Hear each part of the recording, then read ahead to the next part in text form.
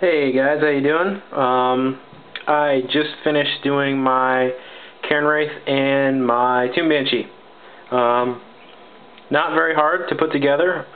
Again, if you saw the packaging from the last video, here I'll show you real quick. Directions are on the back. So there's like 3 or 4 things that you have to do for this guy. Not very hard to do.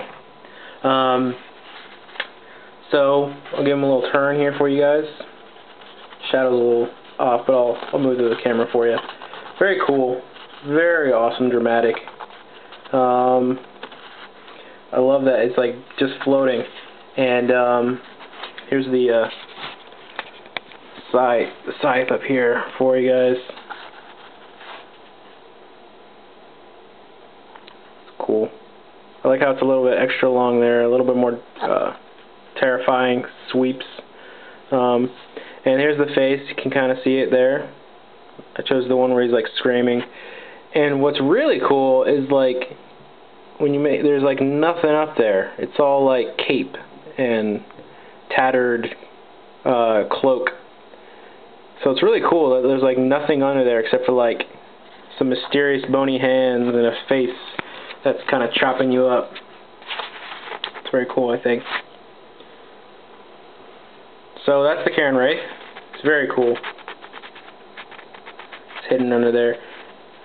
He faces like that. So, alright, so the Banshee. Also another awesome model. Just kind of reaching out there with her hands, grasping. I think her finger's bent, maybe. No, it's just bony, I guess. I'll bend it back a little bit so it's more of a grasp. There we go. This one's a little bit harder to put together only because the pieces are a little bit more fragile, so you gotta be careful when you're cleaning it and cutting off any of the excess pieces. Again, the cool effect of having to put like pieces on top of the tattered pieces, so these holes like go through, gives it a very, very cool 3D effect. Very cool.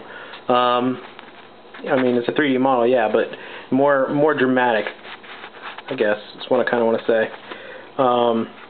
Very cool design. So you can see through there.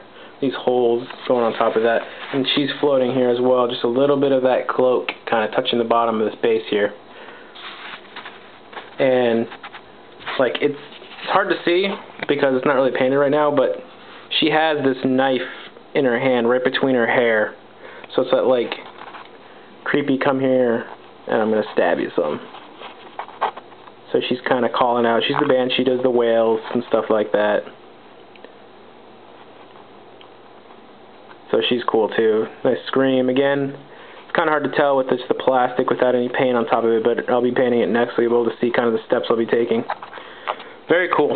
So, she was a little harder to put together. She's got a little bit more pieces to it, and a little bit more fragile, but in the end, still an awesome model. I'm going to be using, because my ghouls are in the other room, I'll be using my Skaven just to show you kind of how tall it is and like what it looks like in the unit. So I'll take this guy out.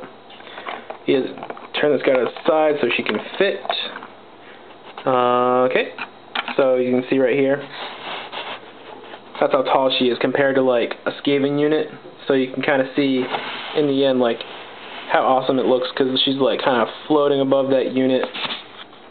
You can kind of see like it's very dramatic. You can kind of get the size variation from this view, especially the Wraith looks like awesome, like hovering over that unit. I mean, that's pretty scary. I mean, that's the big thing I think about undead and these stuff. Not scary at all.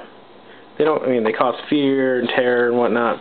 You need something that looks like it causes terror and fear, and this is what does it really. Look at that, floating over that unit with a huge scythe, ready to rip into some people.